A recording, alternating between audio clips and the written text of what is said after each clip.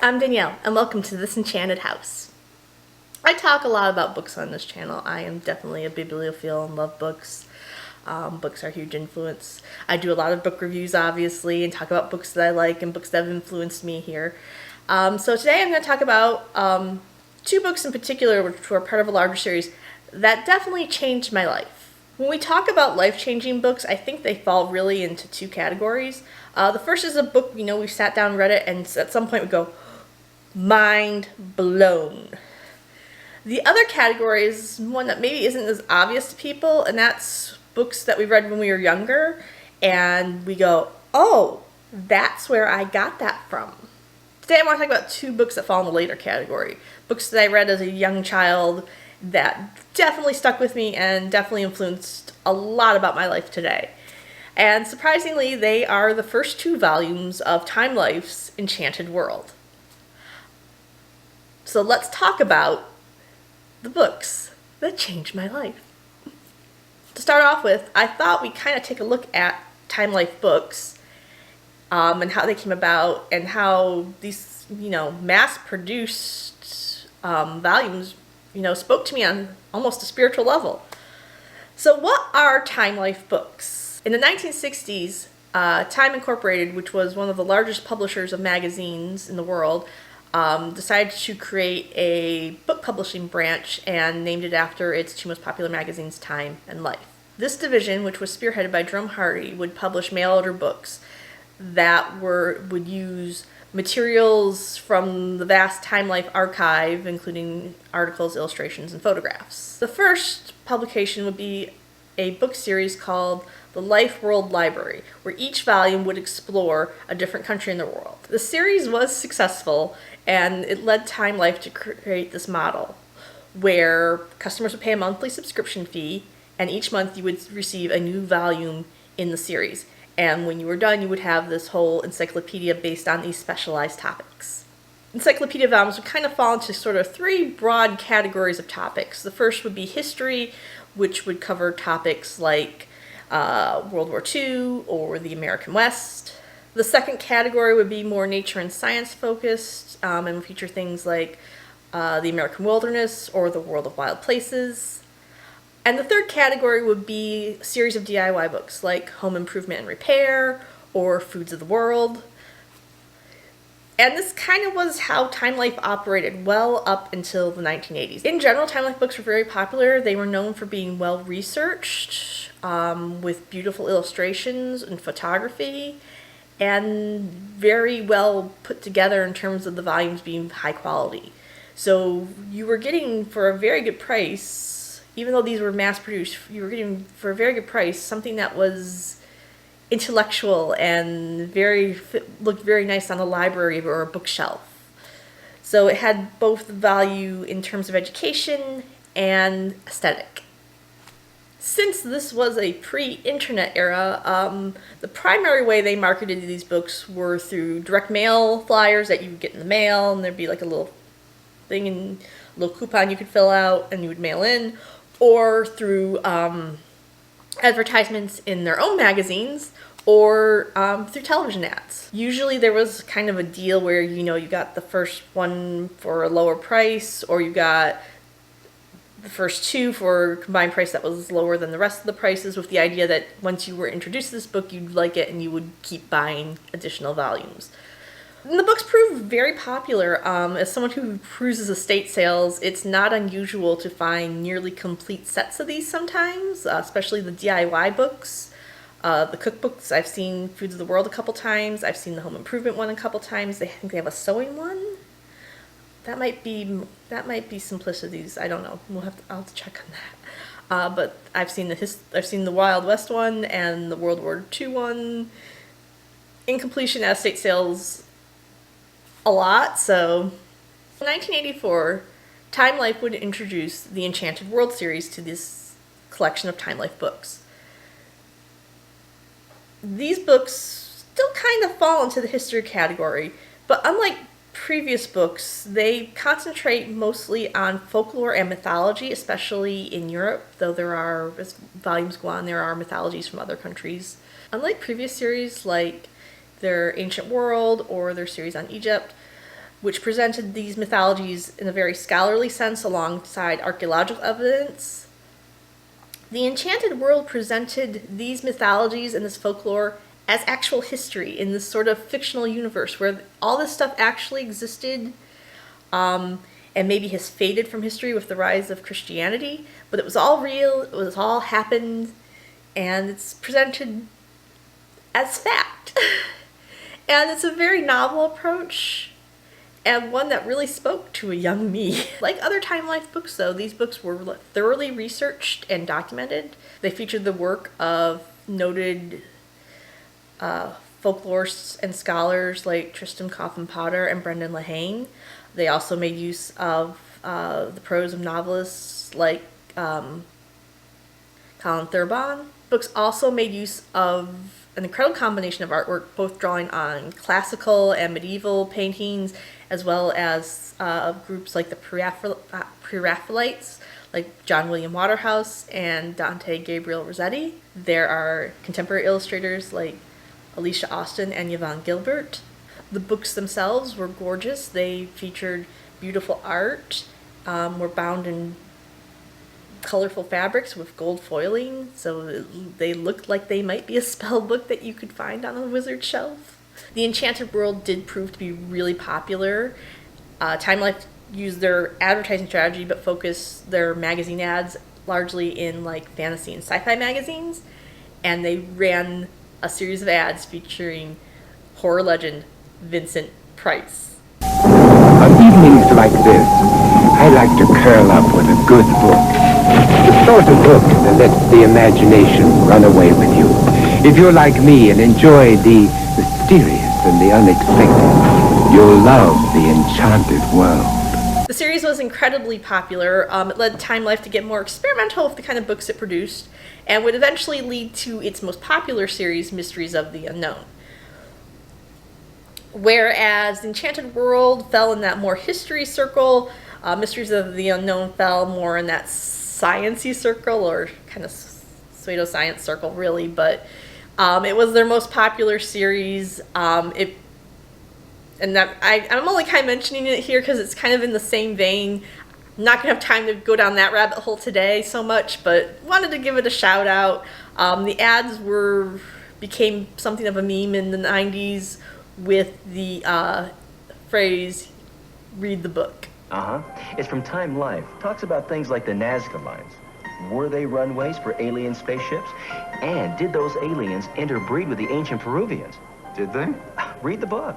So what happened to Time Life book? Going into the early 90s, Time Life was a very profitable company. But the digital age happened. And we saw this shift from encyclopedias being physical volumes to being digital volumes. This made a lot of sense for normal encyclopedia companies like Britannica, that these were cheaper to produce, they took up less space, and they were easier to update. So we saw the idea of having this volume set of books kind of diminish in the public. The final blow for Time Life came in 2000 when Time Warner, which owned Time Life, merged with AOL, and the company was essentially seen as not profitable at that point and completely shuttered. As to what happened to all this material and stuff, according to an insider, it basically got lost in the shuffle. It was either destroyed or lost. There might be storage rooms containing materials from this time somewhere out there, but yeah, and that's the history of Time Life books. Time Life still exists as a company. They still have a website where they sell CDs and DVDs, which, you know, here in 2022 seems really, really dated. Let's talk about the Enchanted World books, what they are, and why they ended up being such a huge influence on me. So I am definitely a kid of the 80s. I existed before 1980, but my childhood was basically from 1980 to 1989. I became a teenager-ish in 89. So that decade was the decade of my childhood. So these books were produced squarely at that time. I was also very lucky to grow up in a household with parents who were really into fantasy and sci-fi, imagination, and the arts. So these books would have appealed to them, and they did buy the first 2 volumes, and I had them growing up. And I read them over and over again. I had the stories memorized. I love the illustrations. I love looking through the pictures. And they really, looking back on them, were really influential into like a lot of the things I like today. So let's take a look. Growing up, I had the first 2 volumes, which is in Wizards and Fairy Elves, and I read them over and over and over again. I'm pretty sure I read them until the pages started falling out. They were my favorite books to get. I could just curl up in a quiet spot and read. I'm not entirely sure what in those books spoke to me. I'm going to talk a little bit more about that when I actually talk about the books themselves. But those books kind of stuck with me, and I knew those stories, and I didn't really think about the books too much as I got older. I mean, I remembered them, and I sometimes see things and I go, oh, I remember that from that book. It wasn't until 2020 that I started really thinking about those books, because I was reading a lot, and I really kind of wanted to reread them. And I could have gone over to my parents and dug them out. But my husband was really busy with work at this time, and he's like, for Mother's Day, just go buy yourself something you really want, something frivolous that will make you happy. And I was like, I really want to buy those books. So I was perusing Etsy, and I came across this wonderful Etsy shop called Retro Reading Books. And they specialize in these sort of volume collections from the last part of the 20th century. And they have like full sets of Time Life books, including a full set of the Enchanted World. So I went back to my husband and I said, yeah, instead of maybe getting these 2 books, could I get all of them? And he's like, yeah. And so I got all of them. All of them. So I've spent a good part of my time reading these books. And they really hold up from someone who is into mythology and folklore and witchcraft and all these other things. It's in here, and this is where probably a lot of my first exposure to things that are really meaningful to me came from. First of all, I want to point out these are really nice quality books. They have these beautiful fabric covers. There's this gold stamping, the beautiful illustrations, and I'm going to open up this one. You can kind of see inside. Even the end papers. I love the end papers on them, but there's all this beautiful art in here. Like, well, this is a big text wall to see here. There's beautiful illustration and art that goes along with the stories that lets you kind of, I don't get monetized for that. Actually, I'm not monetized, so I don't care. Subscribe. How did these books influence me? First, let's talk about folklore and mythology, my own interest in it. These books didn't introduce me to folklore mythology. I mean, I'd already heard fairy tales. I knew Greek mythology. I knew Egyptian mythology. What they did do is introduce me to some mythologies I'd never been introduced to otherwise, including a lot of Slavic mythologies and really hard-hitting to home Welsh mythology. They also introduced me to fairies, not as cute little pixies, though they do appear that way, but as the mythology actually portrays them as these really dark and dangerous creatures with this beautiful glamour about them that lulls you into this unexpected world. And they prime you for things like today, one of my favorite writers is Holly Black, who writes fairy, and like going into her books, I was like, these are the fairies of the Enchanted World. These are the fairies from mythology, from history, who aren't just pretty and happy, but have some really dark stuff going on and have some really strange rules they play by. And, you know, they're kidnapping babies, they're seducing mortals and keeping them prisoner for hundreds of years. Straight up murder. And yeah, so I can kind of trace my interest in those particular topics to these books, because that's what these books focused on. I can also trace a lot of my aesthetic to these books. First of all, like I said, gorgeous. Look at these. Like, they look like spell books. I want all my books to look like spell books. And the art. I am a huge fan of pre-raphelite art. And in retrospect, it occurs to me the first time I really saw it were in these volumes. It is used as cover illustrations and illustrations for stories. I would see these paintings years later and realize, and not make that connection at the time, but made it as I was reading through these books.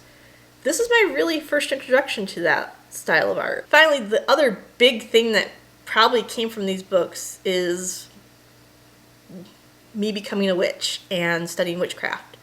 And this may well have been Baby's first book of witchcraft. Now, I'll say these are not witchcraft books. I would not recommend these if you want to study witchcraft, these being your introductory books. There are so many introductory books out there now that I can't even begin to cover them. But if you are interested in witchcraft, these are a really great supplemental material. But these books, Witches and Wizards in particular, introduced me to things like, there's a whole section on astrology in here with these great medieval illustrations. They talk about tarot reading. And also, back to the mythology, I would go on a whole journey through witchcraft, but currently I consider myself a devotee of Cerridwen, who is a Welsh mythological figure. She's sometimes classified as a goddess, but in her myth, she is a sorceress who practices magic, and there's a certain myth associated with her. It's probably going to be the topic of another video, because I could just talk about Cerridwen and Talzian till the cows come home, but this is the book where I first encountered that myth. And it's one of those ones that for some reason resonated with me throughout the years, one I constantly came back to. And I can't exactly ever tell you why, but I do know that this is the first time I read it. And if you think, oh, Danielle, these are like mythology books, and yeah, they're sort of this fictional narrative, but you know it's fictional, right?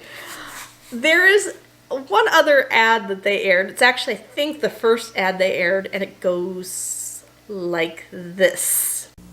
People think witches exist only in fairy tales.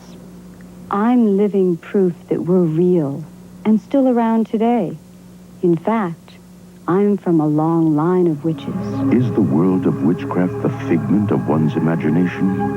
Time Life Books presents The Enchanted World. The ad would continue on with other psychics and tarot readers and stuff, but the first person is an authentic witch. I tried really hard to find out more about Susan Hammett. I can't find anything. She's not someone who comes up as a big name pagan, big name witch from the 80s, and I'm familiar with some of them at least.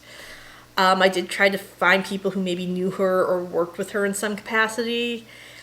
I kind of ran into a dead end there. If anyone knows anything or anything about her beyond what you can find in the Google search, which is not a whole lot, let me say, I would love to hear from you guys down below. I would love to hear if you're someone who actually did know her way back when, what she's up to today.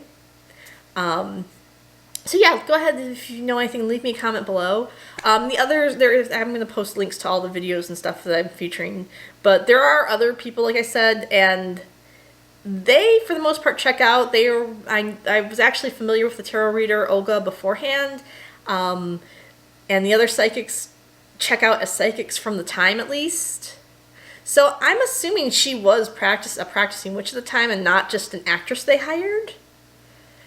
But it's like a little weird loose end. But anyways, yeah, so Time Life kind of knew these books told about witchcraft, or at least someone in their marketing department did.